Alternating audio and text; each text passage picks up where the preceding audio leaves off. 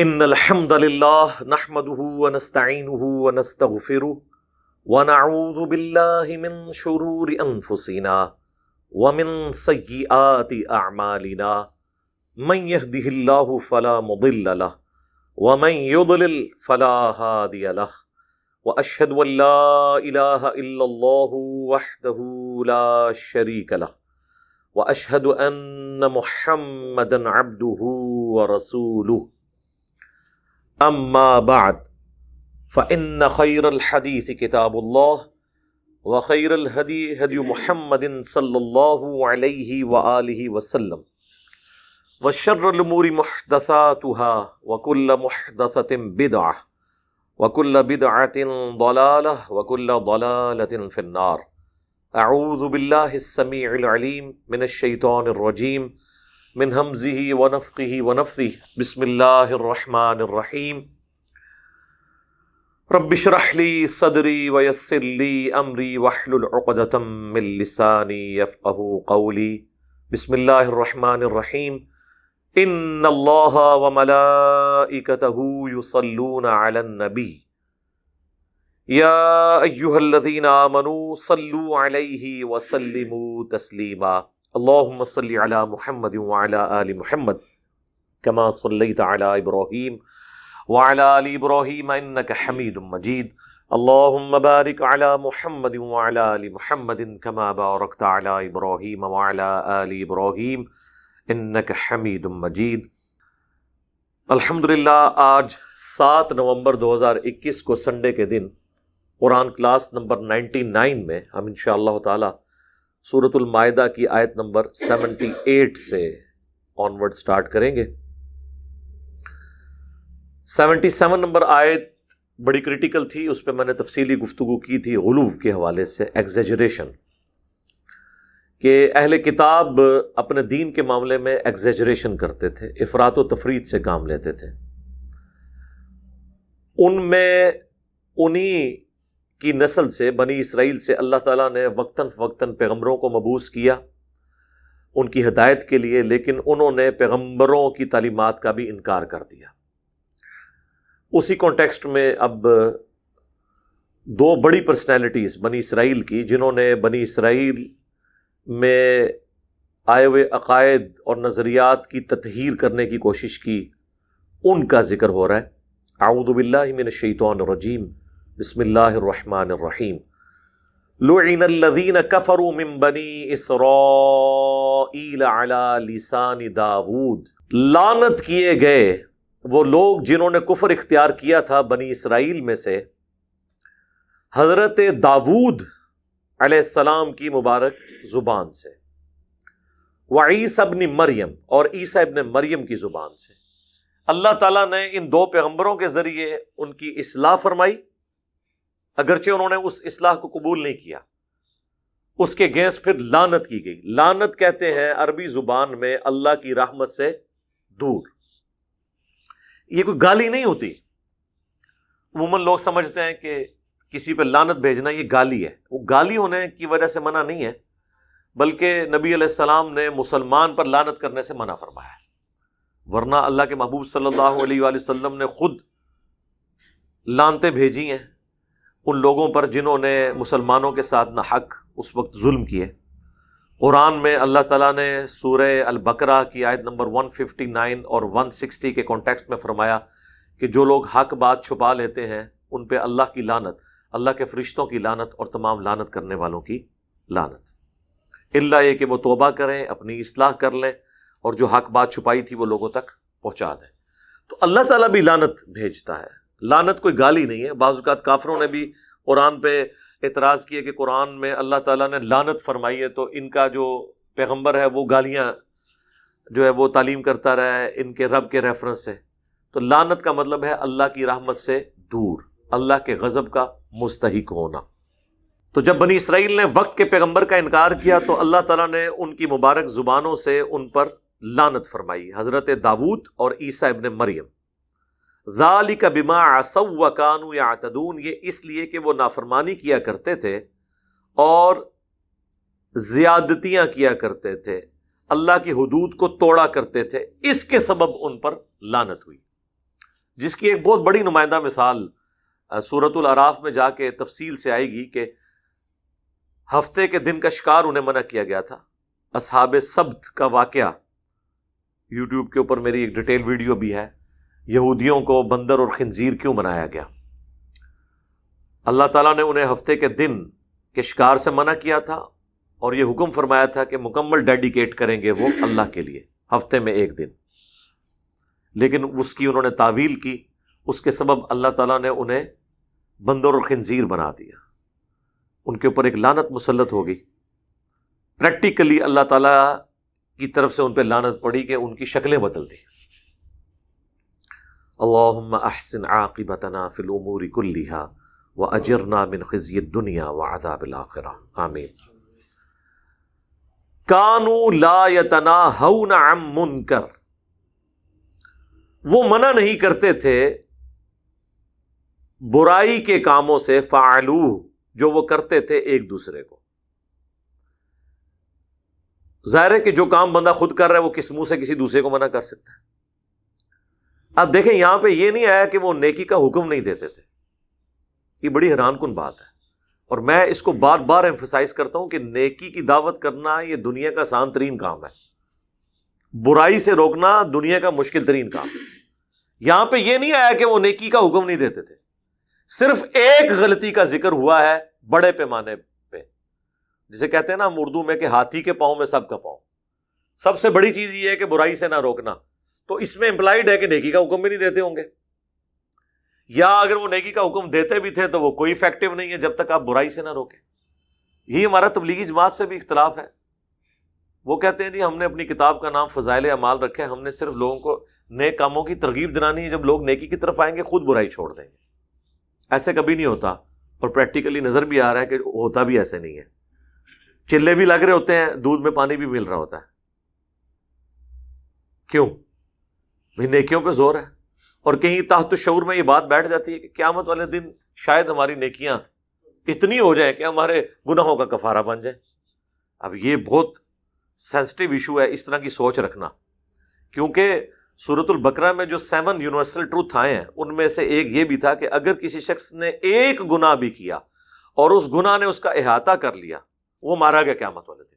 اللہ تعالیٰ کسی ایک بڑے گناہ پر جو متواتر کیا جائے ایسی گرفت فرما سکتا ہے کہ اس کی باقی نیکیاں بھی اس کا شاید مقابلہ نہ کر سکے. تو یہ بڑا سینسٹیو ایشو ہے, اس کو ہلکا نہیں سمجھنا چاہیے. تو وہ منع نہیں کرتے تھے برائی کے کاموں سے. لبئس ما کانوا یفعلون, بے شک وہ بہت ہی برے اعمال تھے جو وہ کیا کرتے تھے, جن میں سب سے برا عمل یہ کہ وہ برائی کے کاموں سے روکتے نہیں تھے. صحیح مسلم میں حدیث ہے, ہو سکے تو برائی کو ہاتھ سے روکو. ظاہر ہے کہ ہاتھ سے روکنا حکومت وقت کا کام ہے, یا انسان اپنے گھر والوں کے ساتھ ایسا معاملہ کر سکتا ہے, بیوی بچوں کے ساتھ جن پہ وہ حاکم بنایا گیا ہے, مسئول ہے, اللہ کی بارگاہ میں اکاؤنٹیبل ہے. اگر ہاتھ سے برائی نہیں روک سکتے تو زبان سے, زبان سے نہیں تو کم از کم دل میں برا جانو. لیکن فرمایا ذالک اضعف الایمان, یہ سب سے کمزور درجہ ہے ایمان کا کہ کوئی شخص صرف برائی کو دل میں برا جانے. یعنی اللہ تعالیٰ کی اپنے بندے سے یہ چاہت ہے کہ زبان سے کم از کم برائی کو برائی کہا جائے, گونگا شیطان نہ کوئی بنے. ڈاکٹر صاحب فرماتے تھے نا, گونگا شیطان, گونگے شیطان نہ بنو.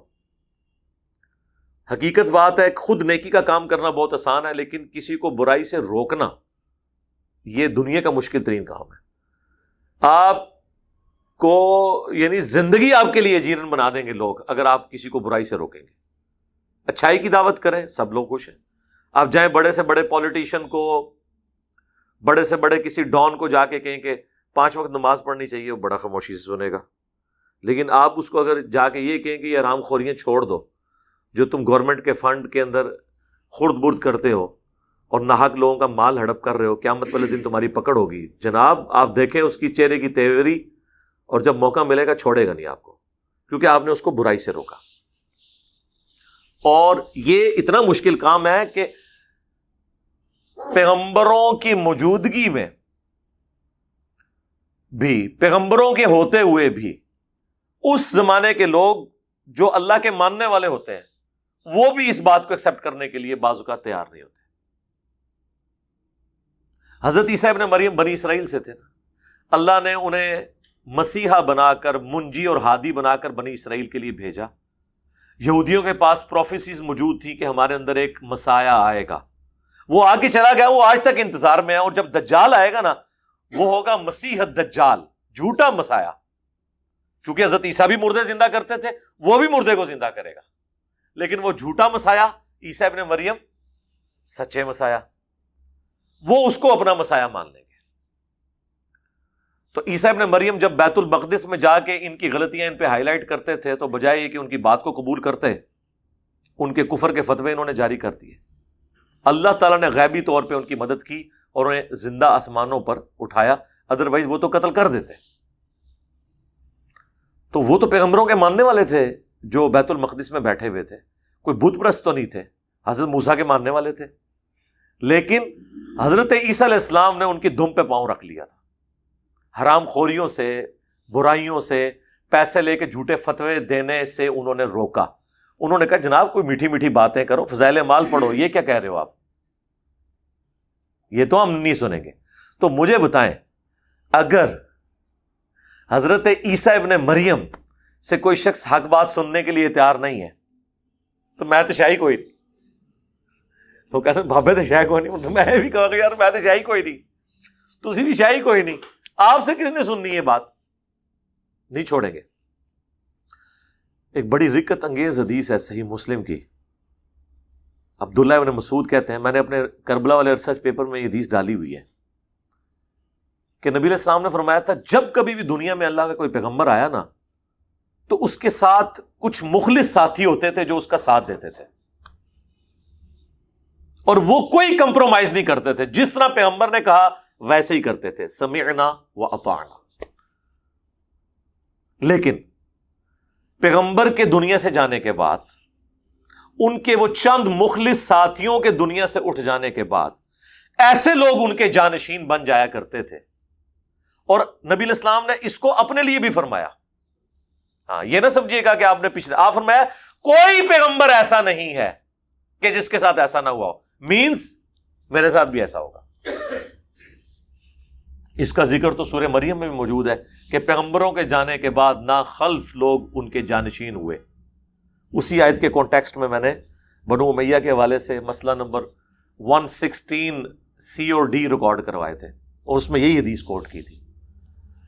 نبی علیہ السلام فرماتے ہیں کہ جب وہ مخلص ساتھی بھی اٹھ جاتے ہیں نا, یعنی اگر میں حضور کے کیس میں کہوں کہ خلفائے راشدین اٹھ گئے, پھر ان کے جانشین ایسے لوگ بن جاتے ہیں کہ جو وہ کہتے ہیں اس پہ خود عمل نہیں کرتے, اور جو انہیں عمل کرنے کے لیے کہا گیا تھا نا اس کی مخالفت کرتے ہیں, یعنی بالکل الٹ چلتے ہیں. جس چیز کا حکم تھا اس کی مخالفت کرتے ہیں, اور جس سے منع کیا گیا تھا اس کام کو کرنا شروع کر دیتے ہیں. پھر نبی علیہ السلام نے فرمایا جو کوئی شخص ایسے لوگوں کے خلاف اپنے ہاتھ سے جہاد اور قتال کرے وہ مومن ہے. اب مجھے بتائیں, حسین ابن علی اگر یہ کام نہ کرتے, لوگ کہتے ہیں اطاعت امیر کی حدیثیں کہاں گئی, تو یہ حدیث مسلم شریف سے کہاں گئی کہ جو کوئی اپنے ہاتھ سے ایسے حکمرانوں کے خلاف جہاد کرے وہ مومن ہے, جو اپنی زبان سے جہاد کرے وہ مومن ہے, جو اپنے دل میں برا جانے وہ بھی مومن ہے, لیکن وہ سب سے کمزور درجہ ہے. یہ حدیث ایک تابعی نے صحیح مسلم میں آتا ہے اسی حدیث میں بیان کی عبداللہ ابن عمر سے. تو عبداللہ ابن عمر نے اس حدیث کو ماننے سے انکار کر دیا, کیونکہ عبداللہ بن عمر تو آپ کو پتہ ہے صوفی طبیعت کے آدمی تھے, انہوں نے تو حکمرانوں کے ساتھ کمپرومائز کیا ہوا تھا. اس میں تو یعنی ان کو یہ نظر آیا ہوگا, اب یہ کہہ رہے ہوں گے اس حدیث میں تو نہیں لکھا ہوا, لیکن جائیں گورے کی عدالت میں فیصلہ کروا لیں کہ ان کو اس حدیث کو قبول کرنے سے کیا مسئلہ تھا. جب ایک سکہ تابعی بیان کر رہا ہے, اس سکہ تابعی نے کہا کہ حضرت یہ حدیث میں نے ابن مسعود سے, آپ سے سینئر بندے سے سنی ہوئی ہے. انہوں نے حدیث کا انکار کیا, کیونکہ حدیث مانتے تو ان کو بھی حسین بننا پڑتا. اسی لیے میں کہتا ہوں نا, ابن عمر میں اور ابن علی میں بڑا فرق ہے. وہ تابعی کہتا ہے میں بڑا عرصہ انتظار میں تھا, اللہ کا کرنا ہوا کہ ابن مسعود تشریف لے آئے مدینہ شریف میں. تو مجھے عبداللہ بن عمر کہنے لگے کہ ابن مسعود آئے ہیں تو ہم ان کی زیارت کے لیے جاتے ہیں. ظاہر وہ سینئر صحابہ تھے, ٹھیک ہے, اور صحابہ میں ان کی ایک عزت تھی شروع کے مسلمانوں میں سے. اور پھر عبداللہ بن عمر کے والد ہی نے انہیں پرشین امپائر گری تو عراق کا چیف جسٹس لگایا ہوا تھا ابن مسعود کو. وہ چھوٹی پرسنالٹی تو نہیں تھے. وہ کہتے ہیں جب میں وہاں گیا تو اب بجائے یہ کرنے کے کہ میں ابن عمر کو اس غلطی کے اوپر آر دلاتا, میں نے ابن مسعود سے کہا کہ حضرت وہ آپ نے ایک دفعہ مجھ سے ایک حدیث بیان کی تھی اس طرح کہ جب پیغمبر دنیا سے چلے جاتے ہیں پھر ایسے لوگ ناخلف ان کے ساتھیوں کے اٹھنے کے بعد جانشین بن جاتے ہیں, ان سے جو قتال کرے ہاتھ سے وہ مومن ہے, جو زبان سے کرے وہ مومن ہے, جو دل میں کرے وہ مومن ہے, لیکن وہ تو آخری درجہ ہے. تو ابن مسعود نے فرمایا ہاں میں نے یہ بات نبی علیہ السلام سے خود سنی تھی. تو وہ کہتے ہیں پھر ابن عمر کو اصل میں نے میسیج ڈیلیور کرنا تھا, خاموش, ان کو میسیج ڈیلیور ہو گیا. اللہ کا شکر ہے صحیح مسلم میں یہ حدیث موجود ہے, اور امام مسلم کے قربان جاؤں انہوں نے ایمان والے چیپٹر میں اس حدیث کو لیا ہے, شروع کی 177 175 یہ نمبرنگ ہے اس کی, اور یہ میں نے پمفلٹ میں ڈالی ہوئی ہے پورا ایک مقدمہ بلڈ کرنے کے لیے. اب حسین ابن علی تو یہ سوچتے تھے کہ میرے نانا دین کے کسٹوڈین ہیں, امام الانبیاء ہیں, میں ان کا بچہ ہوں, ہمارے گھر سے دین پوری دنیا میں بٹا ہے, اگر میں کمپرومائز کر لوں حاکم وقت کے ساتھ تو اس کا مطلب ہے کہ اس کی بری حکومت لیجیٹمائز ہو جائے گی. لوگ کہتے ہیں نا کہ جی حسین ابن علی کو کیا مسئلہ تھا, جب باقی لوگوں نے بیعت کر لی تو حسین ابن علی بھی کر لیتے. جب مودودی صاحب کے سامنے کسی نے جملہ بولا تو مودودی صاحب نے فرمایا میں تم سے یہ پوچھتا ہوں کہ جب حسین ابن علی نے بیعت نہیں کی تو باقی لوگوں نے کیوں کر لی؟ کیونکہ وارث رسول تو وہ تھے, علمی وارث. ویسے تو دین وراثت میں نہیں جاتا, لیکن اہل البیت کو تو اللہ نے چنا ہے نا. پھر جنتی نوجوانوں کے سردار اس منصب پہ تھے. حسین ابن علی نے پھر کمپرومائز نہیں کیا. جب صلح حسن کی آخری شرط بھی ٹوٹ گئی تو انہوں نے پھر یزید کے خلاف قیام کیا. خروج کا لفظ ویسے نٹوریس ہے, برے قیام کو خروج بولا جاتا ہے جیسے خوارج نے کیا.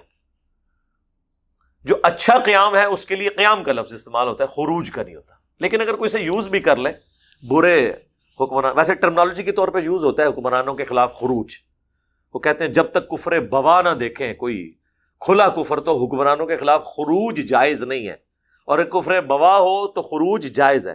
وہ جو خروج جائز ہوتا ہے نا اسی کو قیام بھی کہا جاتا ہے. اس لیے آپ دیکھیں اہل تشیع خروج حسینی نہیں قیام حسینی ٹرم بولتے ہیں, مختار سقفی کا قیام بولتے ہیں, وہ خروج نہیں بولتے کیونکہ وہ نٹوریس ٹرم کے طور پہ. تو اس سے پہلے بھی وہ آیت گزر چکی ہے کہ کیوں نہیں روکا ان کے علماء اور صوفیوں یعنی رہبان نے ان کو حرام خوری کرنے سے اور برے اعمال کرنے سے.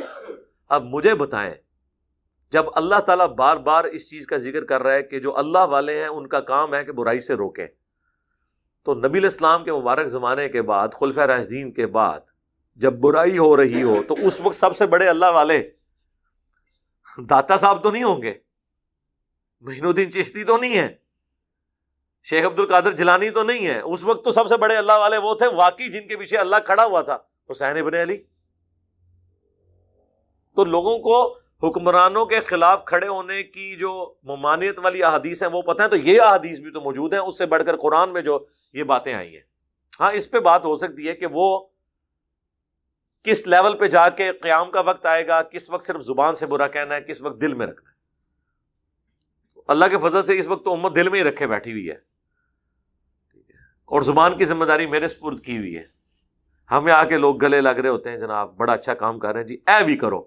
ہم کہتے ہیں تسی جناب ایک کتوں سنے, کہتے جی وہ ساڈے محلے دا مولوی بیان کر رہا سی, تو میں کہا انہوں جا کے پوچھو, اور نہیں جی کیوں کڈان لگے ہو, تو ہمیں آ کے مشورہ دے رہے ہوتے ہیں تسی بیان کرو. ٹھیک ہے ضرور دیں مشورہ, ظاہر اللہ نے سب کو حالات و واقعات ایسے نہیں دیے. اب ہم تو اس ایک مشکل میدان میں اتر پڑے ہیں, ٹھیک ہے, تو ٹھیک ہے ہم ہی ذمہ داری پوری کر کے احسن طریقے سے ان چیزوں کو پہنچانے کی کوشش کرتے ہیں. لیکن عام آدمی بھی گونگا شیطان نہ بنے, اپنے اپنے فریم آف ریفرنس میں جہاں جہاں جتنی بات کر سکتا ہے, خصوصاً جسے بڑی پوسٹ ملی ہوئی ہے اس کو تو کوئی خطرہ نہیں ہے نا. وہ تو حق بات کر سکتا ہے نا. اور اس سے آپ دیکھیں بڑے بڑے دیندار لوگ وہ ڈرتے ہیں, وہ سن لیتے ہیں بات, کم از کم مخالفت نہیں کرتے. جس کی میں نے بار بار مثال دی ہے کہ آپ بیریر ٹاؤن میں یا ڈیفنس ہاؤسنگ سکیمز میں چلے جائیں, آپ آمین اونچی کہیں یا رفع دین سے نماز پڑھیں, دیوبندیوں کے امام ہیں زیادہ تر, 90% دیوبندی ہیں. مجال ہے آپ کو کوئی اوے بھی کر جائے, کیونکہ اسے پتا ہے میں نے اوے کیا تو یہ ہراسمنٹ شمار ہوگا, اگلے دن مجھے نوکری سے نکال دیں گے. لیکن جو مدرسے انہوں نے خود بنائے ہوتے ہیں, وہاں پہ یہ فرعون اور ڈان بن کے بیٹھے ہوتے ہیں, وہاں تو جناب سلام پھیرتے ہی گالیاں نکالتے ہیں, غصے میں آ جاتے ہیں, کیونکہ ان کی وہاں پہ حکومت چل رہی ہوتی ہے. تو ایٹ لیسٹ جہاں پہ کوئی بڑا ہے, چندے دینے والا ہے, اس کو کم از کم جرات کرنی چاہیے کہ وہ تو بولے, کم از کم زبان سے کم از کم بولے. قیامت والے دن اگر کسی نے اللہ کے عذاب سے بچنا ہے نا, تو کم از کم زبان سے بولنا شروع کر دے, دل میں برائی جاننا کافی نہیں ہے. اصحاب سبت والا جو واقعہ میرا آپ کلپ دیکھیں, اس میں نے المستدرک للحاکم کی ایک حدیث بیان کی تھی صحیح سند سے, کہ ابن عباس جب سورۃ الاعراف میں وہ آیات پڑھا کرتے تھے نا کہ مچھلی کا شکار کرنے والے 3 گروہ بن گئے تھے. ایک گروہ وہ تھا جس نے شکار کیا, دوسرا گروہ وہ تھا جو انہیں اس برائی سے روکتا تھا, تیسرا وہ تھا جو برائی نہیں کرتا تھا لیکن انہیں روکتا بھی نہیں تھا. اور وہ گروہ روکنے والوں کو کہتا تھا یہ تو جہنم میں جا رہے ہیں, تمہیں کیا تکلیف ہے؟ تو وہ آگے سے کہتے تھے تاکہ ہم اپنے رب کے حضور معذرت پیش کر سکیں کہ یا اللہ ہم نے زبان سے انہیں روکا تھا. تو قرآن میں آیا کہ وہ جو روکنے والا گروہ تھا نا, اس کو اللہ نے بچا لیا اور ان کو بندر اور خنزیر بنا دیا جو برے اعمال کر رہے تھے. اور جو تیسرا گروہ تھا نا, گونگا شیطان, یعنی فضائل اعمال پڑھنے والا, برائی سے نہ روکنے والا, ان کا ذکر تک اللہ تعالیٰ نے کرنا گوارا نہیں کیا. ابن عباس جب سورۃ الاعراف میں یاد پڑھا کرتے تھے نا, تو المستدرک للحاکم کی حدیث ہے, وہ اس پہ آ کے رویا کرتے تھے, کاش مجھے کوئی بتا دے کہ اس تیسرے گروہ کے ساتھ کیا بنا تھا. کیونکہ وہ تیسرا گروہ بڑا آسانی والا ہے نا, کہ دل میں برا جان لے تاکہ اس کیٹیگری میں فال کر دے. زبان سے بولنے سے تو جان کو خطرہ زبان سے بولنے سے بھی ہو جاتا ہے نا. وہ صحیح بخاری میں نہیں آتا, عبد الرحمن بن ابی بکر جب کھڑے ہوئے مروان کے سامنے, جب وہ کہنے لگا کہ اللہ نے امیر المومنین معاویہ بن ابی سفیان کو یہ بات سجھائی ہے, امت کے مفاد میں اپنے بیٹے کی بیعت لینا چاہتے ہیں اپنی زندگی میں, تو وہ پھر کھڑے نہیں ہو گئے تھے. انہوں نے کہا کہ سیدھی طرح کہہ کہ کیسر و کسرا کی سنت پہ عمل کرنا چاہتا ہے, ابو بکر و عمر کی سنت پہ نہیں. انہوں نے کیا کہا, پڑھو انہوں, گرفتاری کرو دی. زبان سے بھی نہیں ہضم ہوتی. یہ تو بڑا مبارک دور ہے, کم از کم لوگوں کو بیسک ہیومن رائٹس کا, ویلیوز کا پتہ ہے, ڈیموکریٹک ٹوٹی پجی جو کچھ بھی ہے, لیکن کم از کم اس میں آپ حکمران کے خلاف بول تو لیتے ہیں نا. آپ کو کوئی آگے اٹھاتا نہیں ہے. ملوکیت میں ایسا نہیں ہوتا, آپ سعودیہ میں یا یو اے ای میں بول کے بتائیں کسی کے خلاف. اس لحاظ سے میں کہتا ہوں, نہیں, پاکستان بڑا سیف ملک ہے, کم از کم زبان سے آپ بول کے برائی کو برائی, سچائی کو سچائی کہہ سکتے ہیں. یہ وہ آزادی ہے جو آپ کو پہلے 100 سال میں بھی چھن چکی ہوئی ہے خلفائے راشدین کے بعد. وہ بس مثالیں ہی ہیں کہ حضرت عمر سے کسی نے کرتے کا پوچھ لیا, وہ حضرت عمر سے ہی پوچھا تھا, بعد والوں نے پوچھنے نہیں دیا. ہاں, بلکہ شک بھی ہوا نا کہ پوچھے گا, انہوں بھی رستے تو اٹھا دیتا شک دے ہوتے بھی. مجھے بتائیں کیا میں قرآن کی تفسیر یار ریکارڈ کرواؤں؟ یہ تو اس طرح تو قرآن مکمل ہی نہیں ہونا. لیکن اس کا حق یہ ہے کہ بتایا جائے کہ یہ قرآن کے جو جنرل رولز ہیں یہ کہاں تک جاتے ہیں. تَرَى كَثِيرًا مِّنْهُمْ يَتَوَلَّوْنَ الَّذِينَ كَفَرُوا, تم بہت سے لوگوں کو دیکھو گے کہ وہ دوستیاں گانٹتے ہیں کافروں سے. یہ اب روئے سخن یہود و نصارہ کی طرف سے ہے کہ پیغمبروں کے ماننے والے ہیں, اللہ کے دین کو ماننے والے ہیں, ابراہیمی ہیں, اور بظاہر انہوں نے کلمہ پڑھ کے نبی علیہ السلام کو بھی مان لیا, لیکن اندر سے منافق ہیں. تو دیکھو انہوں نے دوستیاں کافروں سے گانٹھی ہوئی ہیں. یہ کامل الایمان صحابہ کے بارے میں نہیں ہے, بلکہ صرف زبان سے اقرار کرنے والے ان منافقین کے بارے میں جو قانوناً صحابی بھی تھے, مسلمان بھی. لَبِئْسَ مَا قَدَّمَتْ لَهُمْ أَنفُسُهُمْ, کتنے ہی برے اعمال ہیں جو یہ آگے بھیج رہے ہیں اپنے لیے. اللہ کے پاس یہ اعمال جو جس کے ساتھ پیش ہونا ہے, یہ اپنے کیا اعمال اللہ کے پاس بھیج رہے ہیں. ان سخط اللہ علیہم, یہ کہ اللہ ان سے ناراض ہو گیا ان اعمال کے سبب. وفی العذاب ہم خالدون, اور اس کے سبب وہ ہمیشہ کے عذاب میں رہیں گے. اللہم لا تجعلنا منہم اللہم اجرنا من النار وَلَوْ كَانُوا يُؤْمِنُونَ بِاللَّهِ، اگر وہ ایمان لے آتے صحیح طور پر اللہ پر جیسا کہ حق تھا، وَالنَّبِيِّ اور ان نبی پر، ان نبی یعنی جو موجودہ نبی ہیں محمد رسول اللہ صلی اللہ علیہ وآلہ وسلم، وَمَا أُنزِلَ إِلَيْهِ اور جو ان کی طرف نازل کیا گیا قرآن، مَتَّخَذُوهُمْ أَوْلِيَاءَ تو وہ پھر کافروں کو تو اپنا دوست نہ بناتے. یعنی وہی بات ہے کہ اللہ اور اس کے نبی کی محبت اور ان کے مخالفین کی محبت ایک دل میں جمع نہیں ہو سکتی. اور اگر آپ مجھے اجازت دیں تو اہل بیت کی محبت اور آل امیہ کی محبت ایک دل میں جمع نہیں ہو سکتی. ہاں جی، یہ ذہن میں رکھیے گا. وَلَٰكِنَّ كَثِيرًا مِّنْهُمْ فَاسِقُونَ اور ان میں سے اکثر لوگ فاسق ہیں. اب وہ بڑی مشہور آیت آ رہی ہے جو اکثر لوگ پیش کرتے ہیں، اپنے اپنا مطلب اس سے نکالنے کی کوشش کرتے ہیں. کسی حد تک درست بھی ہوتا ہے، میں بھی پریکٹیکلی کافی حد تک قائل بھی ہوں اس چیز کا، اور آپ لوگ بھی اس کی گواہی دیں گے. لیکن ایکسیپشنز آر آلویز دیئر. سورۃ المائدہ کی آیت نمبر 82، لَتَجِدَنَّ أَشَدَّ النَّاسِ عَدَاوَةً لِّلَّذِينَ آمَنُوا الْيَهُودَ تم ضرور اہل ایمان کی دشمنی میں سب سے زیادہ سخت اور شدت والا پاؤ گے یہودیوں کو. جینون ریزن تھی، کیونکہ وہ اوس اور خزرج سے مار کھایا کرتے تھے اور ان کو دھمکی لگایا کرتے تھے کہ جب آخری پیغمبر آئیں گے ہم ان کے ساتھ مل کے پوری دنیا پہ غلبہ حاصل کریں گے، اس وقت پھر ہم تمہیں شکست دیں گے. اب اللہ کا کرنا یہ ہوا کہ وہ آخری پیغمبر آگے بنو اسماعیل میں، یہودی ایکسپیکٹ کر رہے تھے وہ بنی اسرائیل میں ہوں گے. وہ ہدایت جو ڈائریکٹلی یہودیوں کے پاس تھی ان کو تو ہدایت نہیں ملی، لیکن بنو اسماعیل کے دو گروہ اوس اور خزرج جو اولادن ابراہیمی تھے لیکن عقیدے میں بت پرست تھے، انہوں نے اسلام قبول کر لیا.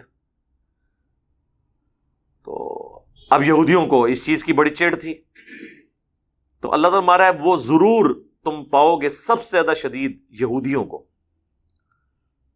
والذین اشرکوا حتیٰ کہ جو مشرک ہے نا ان سے بھی بڑھ کر دوسرے نمبر پہ مشرکین کا ذکر کیا، پہلے نمبر پہ کہا کہ یہود ہیں اور اس کے بعد بت پرست ہیں.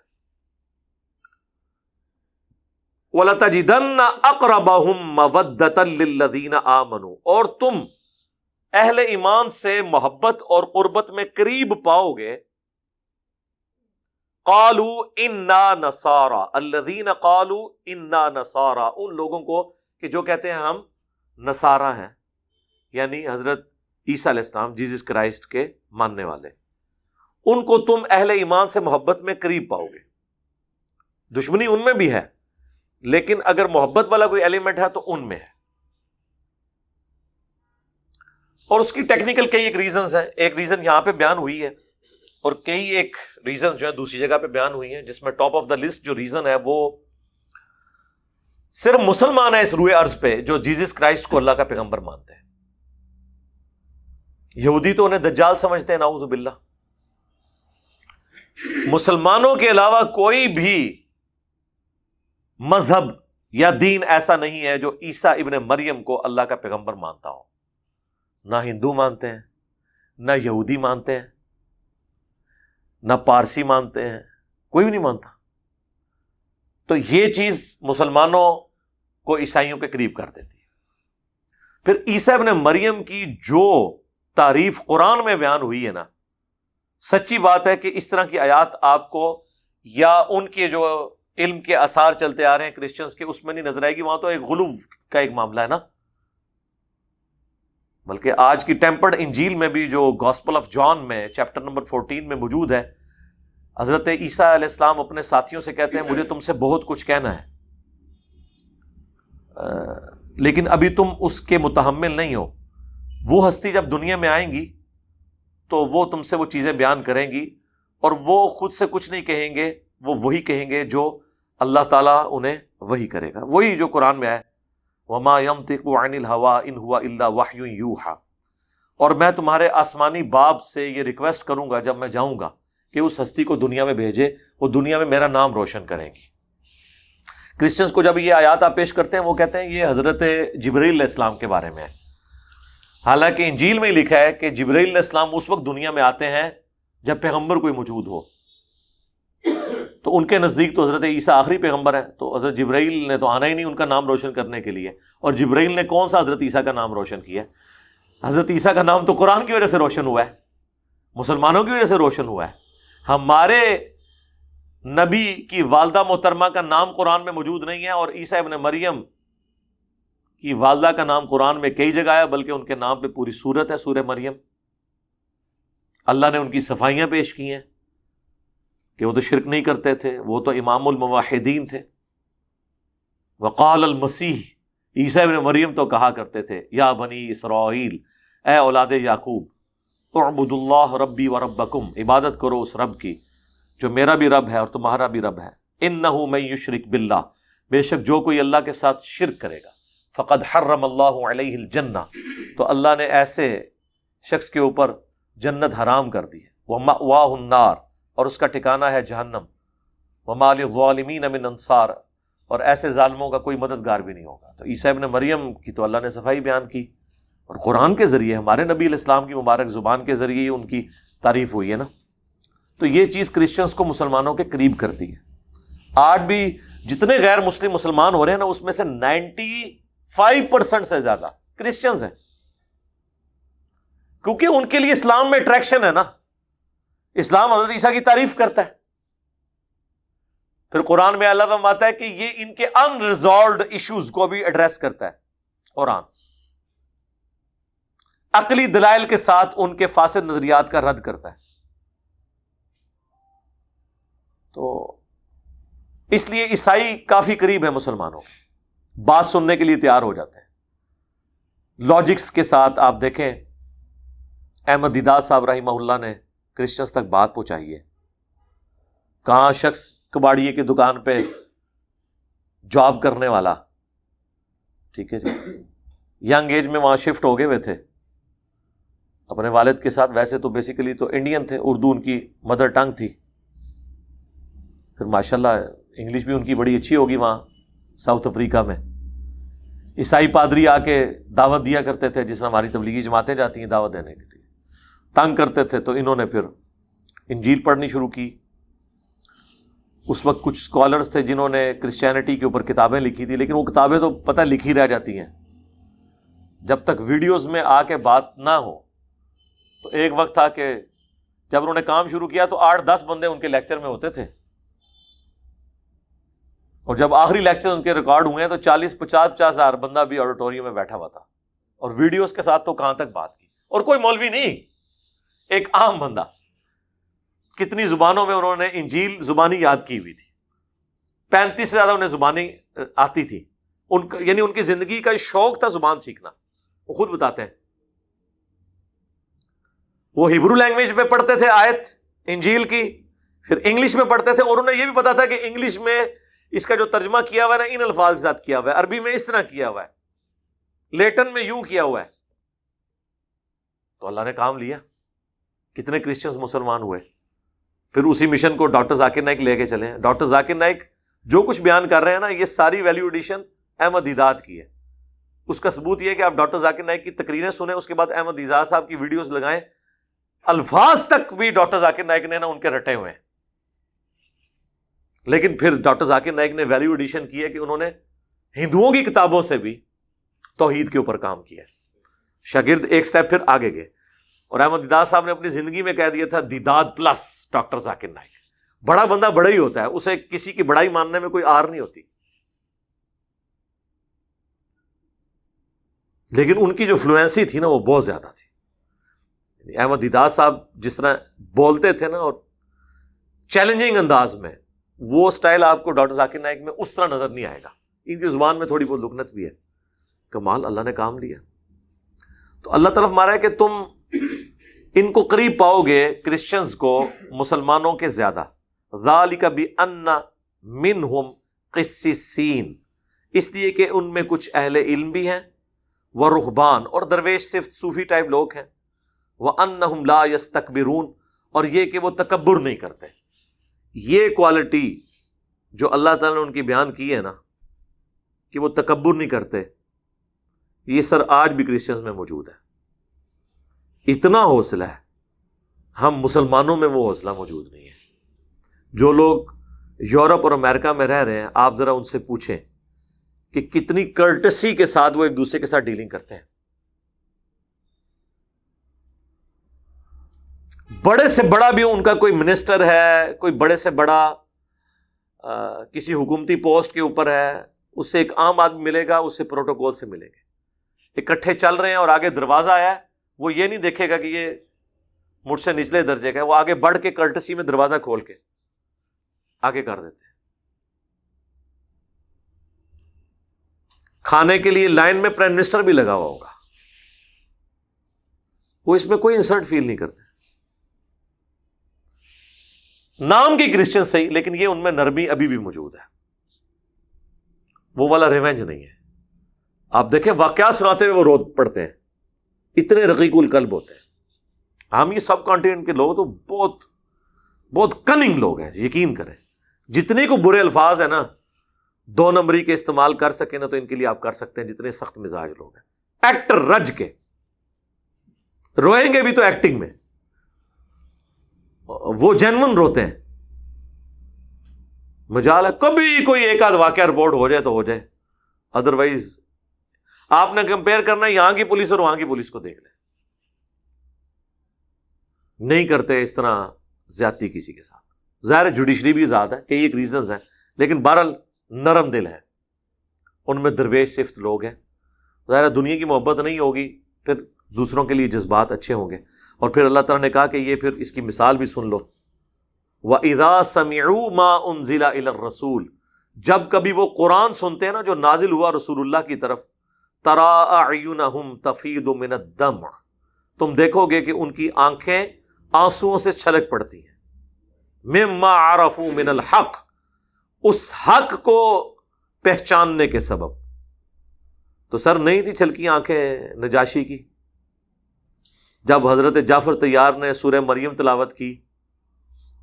عمر ابن عاص بت پرست تھے اس وقت، اور وہ نجاشی کا بڑا قریبی دوست تھے۔ عمر سیریز میں انہوں نے یہ فلمایا بھی ہے۔ اور آپ دیکھیں دشمنی کا لیول، جب کوئی بات نہیں چلی تو اینڈ پہ اس نے کہا کہ یہ تو حضرت عیسیٰ علیہ السلام کو اچھا نہیں سمجھتے۔ کون کہہ رہا ہے؟ وہ جو حضرت عیسیٰ کو مانتے ہی نہیں ہے۔ بھئی تمہارا کیا لینا دینا؟ ٹھیک ہے، جس طرح پاؤڈری اور چرسی بھی آ کے آپ کو سمجھانا شروع کر دیں گے کہ آپ رفع الیدین چھوڑ دیں، یہ بت رکھ کے آتے تھے اس لیے رفع الیدین ہوتا تھا۔ تو اب یہ بہت بڑا امتحان تھا حضرت جعفر طیار کے لیے کہ اب ظاہر ہے حضرت عیسیٰ علیہ السلام کو جیسے کرسچنز مانتے ہیں اس طرح تو مسلمان نہیں مانتے ان کے غلط نظریات کو، لیکن اس وقت تک خیر تھی، موحدین بھی موجود تھے۔ حضرت جعفر نے کوئی اس میں آر محسوس نہیں کی۔ ہجرت حبشہ میں وہ لیڈ کر رہے تھے نا مسلمانوں کو، انہوں نے سورہ مریم کی آیات تلاوت کی تو اس کے بے اختیار آنسو رواں ہو گئے۔ اس میں تو واضح بتایا گیا بھئی الہ تو تمہارا ایک ہے، اور آپ کو پتہ ہے اس نے پھر زمین سے ایک تنکا اٹھا کے کہا تھا کہ اللہ کی قسم جو کچھ عیسیٰ ابن مریم کے بارے میں تم نے بیان کیا ہے نا، اس تنکے کے برابر بھی وہ اس سے زیادہ نہیں تھے۔ ذرا الفاظ پہ غور کریں، کم کی بات نہیں کی اس نے۔ تو قرآن کیا کہتا ہے حضرت عیسیٰ کے بارے میں کہ وہ اللہ کے بندے ہیں، اللہ کی مخلوق ہے، جس طرح اللہ نے باقی مخلوقات کو پیدا کیا ویسے ان کو پیدا کیا۔ اس نے کہا بس وہ یہی تھے، ایک تنکے کے برابر بھی اس سے زیادہ ان کا مرتبہ نہیں تھا۔ میں آپ کو یقین سے کہتا ہوں کہ مسلمان یہ بات کرے نا کہ نبی علیہ السلام کا سٹیٹس وہ ہے جو قرآن میں اور بخاری مسلم میں آیا، ایک تنکے کے برابر بھی اس سے زیادہ نہیں ہے، یہ آپ پہ 295C لگوا دیں کہ نہیں تم کا مرتبہ گن رہے ہو۔ ذرا پوائنٹ پہ آپ غور کریں تو سر پھر آپ دیکھ لیں انہی کا حوصلہ ہے کہ اس تنکے کے برابر بھی اس سے زیادہ نہیں ہے جو تم نے بیان کیا۔ تو مسلمان کو کہنے میں کیا آ رہا ہونی چاہیے کہ نبی علیہ السلام کی جو شان قرآن اور احادیث میں بیان ہوئی ہے ایک تنکے کے برابر بھی اس سے زیادہ نہیں ہے۔ تو حضور تو خود کہہ کے گئے ہیں، صحیح بخاری میں حدیث ہے، دیکھنا میری شان کو اس طرح بلند نہ کرنا جس طرح کرسچنز نے اپنے نبی کو بڑھا دیا، میں اللہ کا بندہ اور اس کا رسول ہوں، مجھے اللہ کا بندہ اور اس کا رسول ہی کہنا۔ یقین کرے جب ہم بریلوی تھے نا تو ہم سمجھتے تھے کہ نبی الاسلام سے زیادہ ہم سے زیادہ کوئی ان سے عقیدت و محبت نہیں رکھتا، کیونکہ ہم ہر شان والی بات ان کے حق میں مان لیتے تھے، چاہے وہ قرآن و سنت میں نہ لکھی ہوئی ہو۔ اس وقت ہمارے لیے یہ بڑا مشکل تھا ماننا کہ حضور کے بارے میں ہم نے جتنی شانیں کلیم کی ہوئی ہیں ان میں سے اکثر خود ساختہ ہیں، قرآن تو کچھ اور بیان کرتا ہے۔ بڑا مشکل کام تھا، شروع میں بڑا آکورڈ فیل ہوتا تھا، لیکن آج میں علا وجہ بصیرت یہ بات کہتا ہوں کہ مجھے زمانہ بریلویت میں بھی، اور میں بریلویوں سے بھی کہوں گا کہ واللہ اگر نبی الاسلام کا آپ کو سٹیٹس وہ پتہ چل جائے جو قرآن میں ہے، سنت میں ہے، اور آپ کو صحیح توحید کی سمجھ آ جائے، وہ والی شانیں تو شاید نہ ہو جو آپ کلیم کر رہے ہیں، لیکن جو شانیں اس میں آئی ہیں نا، ان شانوں کے بعد جو آپ کو رسول اللہ سے عقیدت اور محبت ہوگی نا، وہ پہلے کبھی ہو ہی نہیں سکتی۔ وہ جذباتی ہے، یہ علمی محبت ہے۔ رسول اللہ کا سب سے بڑا احسان ہم پر یہ ہے کہ انہوں نے ہمیں ایک خدا کا تعارف کروایا اور دنیا کے ہر خدا سے جان چھڑا دی، جھوٹے خداؤں سے، اور اس کے باوجود کبھی خدائی کلیم نہیں کی، اپنے آپ کو انکساری کے ساتھ زندگی گزاری۔ یہ جو آپ کا سٹیٹس ہے نا، یہ جو عقیدت اور محبت آپ کے اندر ڈیولپ کرتا ہے نا ایک ایسے شخص کے لیے جسے اللہ نے روئے ارض پہ اپنا نمائندہ بنا کے بھیجا ہو، اتنی شانیں دی ہوں، اس کے باوجود وہ اتنی انکساری کی زندگی گزارے، یہ کبھی بھی ان جھوٹے عقائد و نظریات سے آپ کے دل میں اس کے لیے محبت پیدا ہی نہیں ہو سکتی۔ اور پھر اس سے بڑی بات کہ جب آپ کتاب و سنت پہ آئیں گے تو دنیا کی کسی ہستی کی محبت بھی رسول اللہ کے برابر آپ کے دل میں نہیں آئے گی۔ آپ کہیں گے جو حضور نے فرمایا نا بس وہی حق ہے، میں کسی وہ پھر آپ شاید تھوڑا ہمت کریں تو کہیں گے بابت شاہی کوئی نہیں، ہم دسو قرآن و حدیث نے کیا ہے۔ تو اللہ تعالیٰ ماتا ہے کہ ایسے کرسچنز بھی ہیں کہ ان کی آنکھوں سے آنسو روا ہو جاتے ہیں، یقولون ربنا آمنا، وہ دعا کرتے ہیں رب ہمارے ہم ایمان لے آئے، فاکتبنا مع الشاہدین، ہمیں بھی حق کی شہادت دینے والوں، شہادت علی الناس جو مولانا مودودی نے ٹرم ڈیوائز کی تھی اسی طرح کی آیات سے، اللہ کے لیے گواہی کے لیے کھڑے ہونے والوں میں اے اللہ ہمیں شامل کر لے۔ جو صحیح مسلم میں حدیث ہے، حجۃ الوداع کے موقع پر نبی الاسلام نے فرمایا تھا کیا میں نے لوگوں تم تک اللہ کا پیغام پہنچا دیا؟ بخاری مسلم میں یوم النحر عید کے دن کے خطبہ میں بھی آتا ہے حجۃ الوداع کے موقع پر، پھر 3 دفعہ فرمایا اللہم اشہد اللہم اشہد اللہم اشہد۔ جب صحابہ نے کہا کہ آپ نے پیغام پہنچا دیا، آپ نے پیغام پہنچانے کا حق ادا کر دیا، آپ نے ہماری خیر خواہی فرمائی، تو حضور نے 3 دفعہ فرمایا اے اللہ گواہ رہنا یہ مان رہے ہیں۔ پھر کہا اب تمہاری ذمہ داری ہے کہ جو اتنا بڑا بوجھ میرے کندھوں پہ تھا نا اب یہ میں ڈیوائیڈ کر رہا ہوں تم پہ، اور یہ دعوت ان لوگوں تک پہنچا دینا جو یہاں پہ موجود نہیں۔ بعض اوقات جن تک بات پہنچائی جا رہی ہوتی ہے وہ زیادہ یاد رکھنے والے ہوتے ہیں بنسبت اس کے جو پہنچا رہے ہوتے ہیں، اور نظر بھی آ رہا ہے آج دنیا میں 100% مسلمانوں میں سے 80% نان عربک ہے، 20% عربی ہیں، 80% نان عربی ہیں۔ آپ کے سامنے اس وقت بھی دنیا میں 1.5 کروڑ کرسچنز ایسے ہیں جن کی زبان عربی ہے لیکن وہ کرسچن ہے، مسلمان نہیں ہوئے۔ تو اس کو کہتے ہیں شہادت علی الناس، لوگوں پر اللہ کے لیے گواہی دینا۔ تو ربنا آمنا فاکتبنا مع الشاہدین، اے رب ہمارے ہم ایمان لے آئے، ہمیں بھی ان گواہی دینے والوں میں لکھ لے۔ ربنا اننا سمعنا منادیا ینادی للایمان ان آمنوا بربکم فآمنا، آمین۔ ربنا اننا آمنا فاغفر لنا ذنوبنا وقنا عذاب النار، آمین۔ ربنا آمنا فاکتبنا مع الشاہدین، آمین۔ صحیح مسلم میں حدیث ہے نبی علیہ السلام جب بھی قرآن کی تلاوت کرتے تھے نماز کی حالت میں بھی، تو جب دعاؤں کا وقت آتا تھا تو اللہ سے دعائیں کیا کرتے تھے، پناہ طلب کرنے کا وقت آتا تھا تو اللہ سے پناہ طلب کرتے تھے، جنت سے متعلقہ آیات آتی تھی تو جنت کا سوال کرتے تھے۔ وما لنا لا نؤمن باللہ، اور ہمیں کیا ہوا کہ ہم ایمان نہ لائیں اللہ پر، یہ ہو کیسے سکتا ہے؟ وما جاءنا من الحق، جبکہ حق ہمارے پاس آ چکا ہے۔ ونطمع ان يدخلنا، اور ہم تو طمع اور لالچ اور امید رکھتے ہیں اس بات کی کہ داخل کیا جائے ربنا ہمارا رب، مع القوم الصالحین ہمیں صالح لوگوں کے ساتھ شامل کر لے.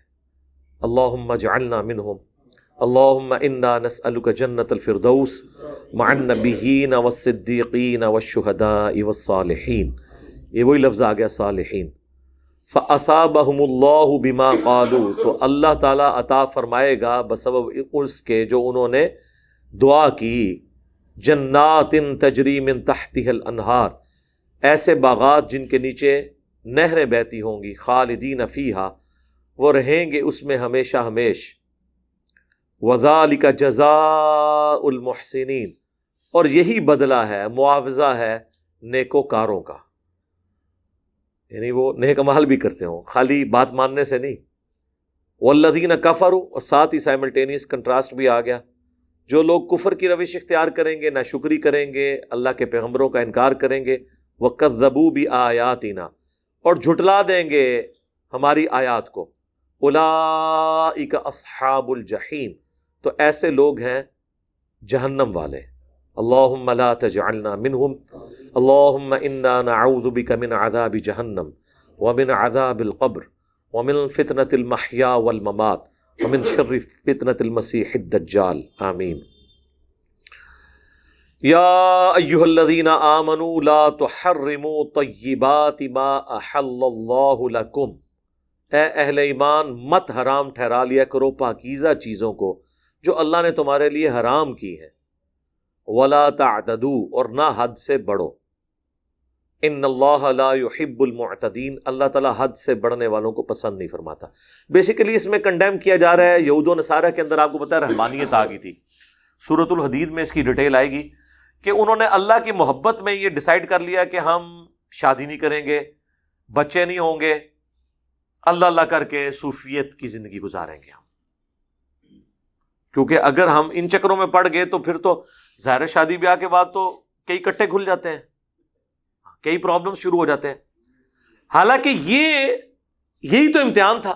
غامدی صاحب نے بڑی پیاری بات کی تھی کہ جو شخص ان ساری چیزوں کو چھوڑ کے بھاگتا ہے نا، تو وہ اس شخص کی مانند ہے جو کمرہ امتحان سے خالی پیپر دے کے اٹھ کے بھاگ جائے اور یہ سمجھے کہ میں پاس ہو جاؤں گا. پیپر دینا ہے اور اس پیپر میں نمبر حاصل کرنے ہیں تو پاس ہونا ہے. اگر خالی پیپر دیں گے، یعنی آپ کہیں گے کہ بیوی بچے ماں باپ سے جان چھڑاؤں، غاروں میں چلا جاؤں، تو خالی پیپر دیا ہے تو کنفرم فیل ہو جائیں گے. کوشش کرنے سے تو پھر بھی چانسز ہے کہ رعایتی نمبر مل جائیں، لیکن بالکل چھوڑ گئے، اس سے رہبانیت کہا جاتا ہے. بخاری مسلم میں حدیث ہے، عثمان بن مظعون کہتے ہیں کہ ہم نے ارادہ کیا کہ ہم اپنے آپ کو خصی کر لیں، سیکچولی ڈسیبل کر لیں، تو نبی الاسلام نے منع فرما دیا اس سے.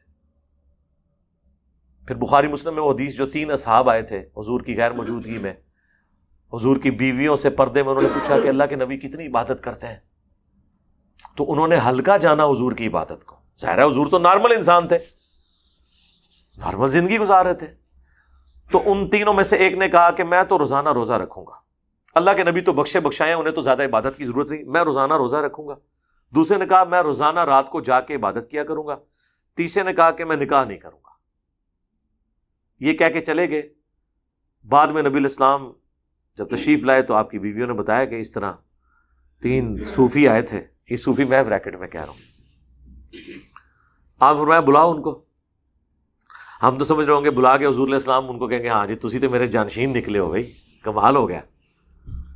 آپ جلال میں آپ نے فرمایا اللہ کی قسم میں تم سے زیادہ اللہ کا تقویٰ رکھتا ہوں. یہ اس سے بھاری جملہ حضور بول نہیں سکتے تھے.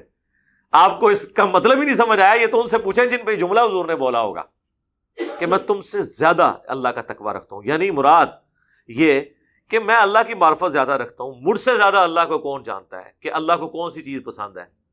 وہ تسی کیڑا کوئی اللہ نو ایسا مان رہے ہو جڑا منو نہیں پتا. تو آپ نے فرمایا کہ میں روزہ رکھتا بھی ہوں، چھوڑ بھی دیتا ہوں. جو بخاری مسلم میں ہے کہ داؤدی روزے رکھو، ایک دن روزہ رکھو، ایک دن چھوڑ دو. میں رات کو قیام بھی کرتا ہوں، رات کو سوتا بھی ہوں، اور میں نے نکاح بھی کیا ہوا ہے. میری اتنی بیویاں ہیں. النکاح سنتی فمن رغب عن سنتی فلیس منی، اسی کانٹیکسٹ میں بیان کیا جاتا ہے نا. تو جس نے میری سنت سے اعراض کیا اس کا مجھ سے کوئی تعلق نہیں ہے. تو نبی علیہ السلام نے اس چیز کو پسند نہیں فرمایا، کیونکہ وہ حلال چیزیں اپنے اوپر حرام کر رہے تھے. نیند لینا حلال ہے، کھانا کھانا حلال ہے، جان بوجھ کے اپنے آپ کو تکلیف میں ڈالنا. اچھا اب یہ وہ دین ہے جو آپ کے کافر کو بھی پیش کر سکتے ہیں، صوفیوں کا دین آپ کافروں کو نہیں پیش کر سکتے. سبحان اللہ کہنے کے لیے بہت اچھا ہے، لیکن اس کو آپ کہیں ثابت نہیں کر سکتے کہ یہ اب نارمل زندگی ہے، یہ نارمل زندگی ہے. اسی لیے امام بخاری نے اس حدیث کے اوپر باب باندھا ہے کہ عبادت میں غلو کرنا مکروہ ہے، یعنی اس کو انہوں نے برائی لکھا. مجھے آج بھی یاد ہے 2007-8 کی بات ہے، 7 کی بات ہوگی، 6-7 کی، جب ہمیں کسی زمانے میں صوفی بننے کا شوق تھا تو میں نے ایک بہت بڑے مفتی صاحب سے نا بخاری کی حدیث بیان کی. میں نے کہا جی میں نے تو یہ حدیث پڑھی ہے تو امام بخاری تو اس سے یہ رزلٹ نکال رہے ہیں کہ یہ تو مطلب یہ تو برا کام ہے. وہ کہتے ہیں امام بخاری کو غلطی لگ گئی ہے. وہ تو ہمیں بعد میں سمجھ آئی کہ نہیں سر، امام بخاری کو غلطی نہیں لگی ہے، انہوں نے قرآن حدیث پڑھ لیا تھا. ان کو پتا تھا کہ جب اللہ کے نبی علیہ السلام صحابہ کرام کو اس طرح کی تعلیمات دے رہے ہیں تو بابے تو شاہی کوئی نہیں. لیکن بابیاں وچ اکثر بابیاں نے کام چوک کے رکھے ہے، اتے اتے کچھ نہیں کیتا، اندر انہوں نے کام پا کے رکھے ہے. ہمارے ایک دوست سیالکوٹ میں بتانے لگے، کہتے ہیں کہ ہم لوگ، ہمارے مولانا صاحب وہ کہتے ہیں نہیں میں نے اپنی زندگی میں کوئی ایسا جمعہ نہیں پڑھا جس میں وہ تقریر میں روتے نہ ہو، اور ساروں کو رلا دیتے تھے. اتنا روتے تھے کہ سارے لوگ روتے تھے. لوگ کہتے ہیں ایسا نیک بندہ ہی نہیں. کہتے ہیں میں اعتکاف بیٹھا تو اعتکاف گرمیوں کے دن میں اعتکاف تھا، تو دوپہر زور کے بعد جو ہے نا وہ جو تربوز ہیں وہ ٹھنڈے ہو کے نہ لا کے ان کے اجرے میں رکھے جاتے تھے، وہ کھاتے تھے. روزہ شدہ کوئی نہیں، اعتکاف بیٹھے ہوئے تھے. ابھی جو کچھ اور یہ مسجدوں میں کرتے ہیں وہ آپ کو پتا ہے، نہ پتا ہو تو مفتی عبدالعزیز صاحب سے پوچھ لیں. روتے پیٹتے ہیں وہ سامنے کا ایک. اور یہی کچھ کرسچنس کے ساتھ ہوا.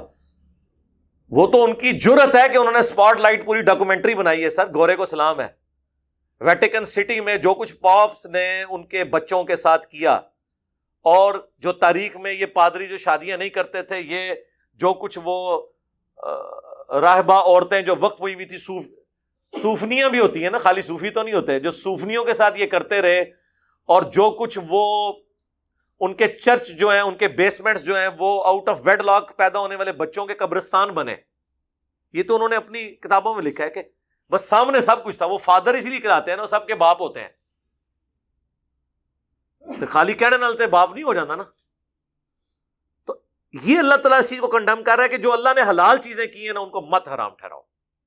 اللہ نے تو اپنے نبی کے بارے میں کر دیا. سورہ التحریم، اس کا نام ہی التحریم ہے.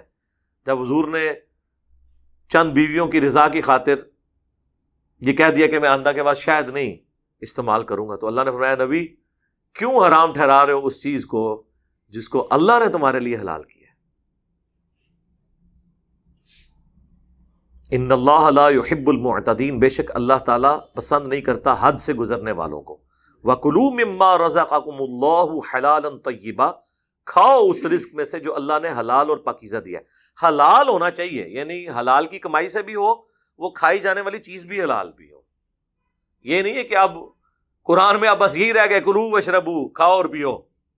یہ بھی لوگ لیتے ہیں نا، اسی کے وہ کہتے ہیں کہ اللہ نے تو حکم دیتے ہیں، اور اسی پہ وہ تیجے 40ویں جمعراتیں برسیاں ساری اس پہ چل رہی ہوتی ہیں. کہتے ہیں اللہ نے کہا کھاؤ پیو. واتقوا اللہ، اور اللہ کا تقوی اختیار کرو. الذی انتم بہ مؤمنون، وہ اللہ جس پہ تم ایمان لاتے ہو. یعنی جس اللہ پر ایمان لانے کے دعوے دار ہو نا، اس کا تقوی اختیار کرو، ڈر جاؤ. صرف اس کو ماننا کافی نہیں ہے، اس کی بھی مانو. یہ اس کی ماننا ہے نا جو اللہ تعالیٰ بار بار یہ کہہ رہا ہے کہ جو میں کہہ رہا ہوں نا وہ کرو. اچھا اس سے آپ کو ایک اور بات بھی پتہ چل گئی. لوگ کہتے ہیں نا جی کوئی بھی اچھا کام ہے بس اللہ نے تو دیکھنا ہے نیت کیا ہے، آپ اللہ کے لیے وہ کر لیں. قرآن اس بات کو نہیں مانتا. قرآن کہتا ہے لقد کان لکم فی رسول اللہ اسوۃ حسنہ. دنیا کی بڑی سی بڑی نیکی بھی زیرو سے ملٹیپلائی ہے اگر وہ نبی علیہ السلام کے طریقے پہ نہیں ہے. کیونکہ رول ماڈل کون ہے؟ پیغمبر. اس لیے رول ماڈل پیغمبر کو بنایا جاتا ہے کہ کوئی اللہ کی محبت میں اللہ کے لیے غلط چیزیں منسوب نہ کر دے. ادروائز صوفیاء نے مسلمانوں میں اور راہبوں نے کرسچینٹی میں جو کچھ اللہ کے ساتھ منسوب کیا ہے مجھے 1% بھی شک نہیں ہے کہ انہوں نے اللہ سے دشمنی میں کیا ہے، اللہ کی محبت میں کیا ہے. بلکہ میں تو اس سے بڑا جملہ بولتا ہوں، اس امت کے بڑے بڑے علماء اور بزرگوں نے جہاں جہاں دین کا جنازہ نکالا ہے پوری نیک نیتی کے ساتھ نکالا ہے. انہوں نے یہ سمجھا ہے کہ اسی میں ہی امت کی فلاح ہے، اسی میں ہماری آخرت کی کامیابی ہے. لیکن قرآن و سنت سے وہ ہٹ کے اس لیے ایکسیپٹیبل نہیں. جی مثنوی مولانا روم پڑھیں جی، کہتے ہیں جی وہ اگر کسی نے فارسی کا قرآن پڑھنا ہے تو وہ پڑھے. بھائی فارسی کا قرآن پڑھنا ہے تو وہ کیوں پڑھے؟ فارسی میں ترجمہ شاہ ولی اللہ دہلوی نے کیا ہوا ہے قرآن کا، وہ کیوں نہ پڑھے؟ دیکھو اندازہ کرو. اور پھر میں نے اس کا جب پوسٹ مارٹم کیا کہ اس میں تو کتنے گستاخانہ واقعات ہیں حضرت موسیٰ علیہ السلام کے بارے میں. وہ اکثر آپ کو یہ واعظین سناتے ہوں گے کہ جی حضرت موسیٰ ایک بندے کے پاس سے گزرے اور وہ کہہ رہا تھا اللہ تو میرے پاس آئے، میں تیری کنگھی کروں، میں تجھے نلاؤں دلاؤں. حضرت موسیٰ علیہ السلام نے اسے منع کیا تو اللہ موسیٰ سے ناراض ہو گیا. استغفر اللہ. یہ اگر اتنے کو محبت کی چیزیں تھیں تو قرآن میں اللہ نازل کر دیتا نا کہ اے نبی کے ماننے والوں تم بھی اللہ کو جب محبت سے پکارو تو یہ کہا کرو کہ اللہ میں تیری کنگھی کروں، تجھے نلاؤں دلاؤں. اور پھر یہ کیا بتانا چاہ رہے ہیں کہ موسیٰ علیہ السلام کو اللہ سے محبت کا وہ تقاضا نہیں پتا جو اس نانگے پیر کو پتا ہے. تو یہ حضرت موسیٰ کی توہین نہیں ہے، حضرت موسیٰ کے استاد کی توہین ہے کہ اس نے کس قسم کا شاگرد بنایا ہے کہ اس کو ایک ڈنگر سمجھا رہا ہے. اور یہ مذہبی مولانا روم میں لکھا ہوا ہے انسانی گوشت چاہیے جی. یار اللہ نے جو انسانی گوشت چاہیے سی نا، اللہ نے ابراہیم علیہ السلام کو خواب میں کہا تھا، گوشت نہیں کہا تھا، بیٹا قربان کرتے. گوشت ادھر بھی نہیں مانگا تھا. سورہ حج میں آیا کہ تم جو قربان کرتے ہو نا اس کا گوشت اور خون مجھے نہیں پہنچتا بلکہ تمہارے دلوں کا تقویٰ پہنچتا ہے. اور وہ بھی بچہ قربان نہیں ہونے دیا، اس کی جگہ اللہ تعالیٰ نے مینڈا بھیج دیا. وہ کہتے نہیں ایک بندہ تھا اس نے پھر گوشت لا کے انہوں نے کہا ایتھو لاما خدا کے لیے. یعنی یہ چیزیں استغفر اللہ توبو الیہ. ایک طرف تو ہمیں یہ تعلیمات ہے کہ اپنے راستے سے تکلیف دہ چیز بھی ہٹا دینی ہے، اس میں یہ چیز بیٹھتی ہے کہ آپ نے اپنے آپ کو تکلیف دینی ہے. تو یقین کریں کہ اس سے بڑے کہ ہم کو اب کیا کہیں کہ کتابوں کا خدا اور ہے بابوں کا خدا اور عرض نہ کریں کہ مرنے سے پہلے اے مسلمان کر لے اس پہ غور، کتابوں کا خدا اور ہے بابوں کا خدا اور. تو یہ کتابوں کے خدا کو فالو کریں. وہ مری کے ایک پیر صاحب تھے فوت ہو گئے ہیں اور جڑے کہتے سن جنہوں طواف دیاں دعاواں نہ آندیاں انہوں وہابیاں نو گالاں کٹے. جس کو طواف کی دعائیں نہ آتی ہوں تو وہ طواف کعبہ میں وہابیوں کو او تہاڈی ایسی تیسی تہاڈے بنانے والے دی ایسی تیسی پوری ایکٹنگ کر کے انہوں نے بتائی. تو وہ ان کا ایک ٹی وی چینل بھی انگلینڈ سے چلتا ہے، اس میں نے خود سنا وہ کہہ رہے تھے کہ جی مجھے لوگ کہتے ہیں درس دو. میں نے کہا یار درس کس چیز کا دوں میں؟ پھر کہتے ہیں اللہ نے میرے دماغ میں ڈالا کہ مصری مولانا روم کا درس میں شروع کروں. قرآن نہیں پایا. وَأُوحِيَ إِلَيَّ هَذَا الْقُرْآنُ لِأُنذِرَكُم بِهِ وَمَن بَلَغَ. اے نبی تم فرماؤ مجھے تو قرآن اللہ نے اس لیے وحی کیا ہے کہ میں تمہیں بھی ڈر سنا دوں، جس تک یہ کتاب پہنچ جائے اسی سے ڈر سنائے، اسی کی بات آگے کرے. فَذَكِّرْ بِالْقُرْآنِ مَن يَخَافُ وَعِيدٍ. اے نبی قرآن سے تذکیر اور نصیحت کریں اسے جو اللہ کی دھمکی سے ڈر جائے. وَلَقَدْ يَسَّرْنَا الْقُرْآنَ لِلذِّكْرِ فَهَلْ مِن مُدَّكِرٍ. اور قرآن کو نصیحت حاصل کرنے کے لیے ہم نے آسان کر دیا، ہے کوئی نصیحت حاصل کرنے والا؟ لیکن سر یہ سب کچھ قرآن میں ہی لکھا رہ گیا. اب مجھے بتائیں کہ یہ بزرگ جو اس قسم کے شعر و شاعری لکھتے رہے، کتابیں لکھ کے چلے گئے، ان سے کو پوچھے کہ یار قرآن کے بعد تو مسلمان صحابہ نے شعر کہنے چھوڑ دیے تھے کہ قرآن کے بعد اب کیا بات کریں. تم لوگ شاعری بھی کرتے رہے تو کس قسم کی شاعری کرتے رہے جو دین قرآن و سنت میں ہے ہی نہیں تھا. بس وہ ایک نسل در نسل گمراہی کا سلسلہ چلا اور جو کوئی کھڑا ہوتا تھا تو چونکہ اس وقت حکمران ان کے غلام ہوتے تھے، ایسے بندوں کو راستے سے ہٹا دیا جاتا تھا. ادروائز یوٹیوب اس زمانے میں ہوتا تو آپ کو کئی باغی پچھلے 1000 سال میں نظر آتے، کئی ایک باغی. یہ تو اللہ تعالیٰ نے اس مبارک دور میں یہ ذرائع پرووائڈ کر دی ہیں الحمدللہ. اللہ تعالیٰ سے دعا ہے جو حق بات میں نے کہی اللہ تعالیٰ ہمارے دلوں میں راسخ فرمائے. اگر جذبات میں میرے منہ سے کوئی بات غلط نکل گئی اللہ تعالیٰ ہمارے دلوں سے محو کر دے، ہمیں معاف بھی فرما دے، ہمیں کتاب و سنت کی تعلیمات پر عمل کر کے دوسرے بھائیوں تک پہنچانے کی توفیق عطا فرمائے. سبحانک اللہم و بحمدک اشہد ان لا الہ الا انت استغفرک و اتوب الیک وما علینا الا البلاغ المبین. جزاکم اللہ خیر.